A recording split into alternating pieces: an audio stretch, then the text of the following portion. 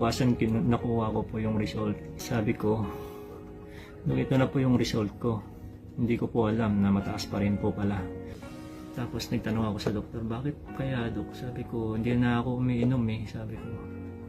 Tapos nung umuwi ako, nag-search na ako about yan. Kung paano babayan yung SDPT, ayun yan. Tapos nung nag-search ako sa Facebook, nakita ko yung si Master Galen, yun na magaling din about sa SDPT.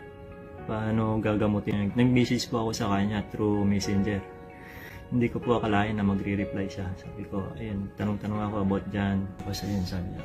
Ayun, nakuha ko na rin siyang, sinunod ko na rin yung mga payo niya. Yun, nung kinabukasan, kinuha ko yung result. Yun, bumaba na talaga, sabi ko. Tapos, nung kinausap na ako ng doktor, direkta niya akong sinabihan na, so yun, sabi niya, okay na to, sabi niya, ipipit kita ngayon.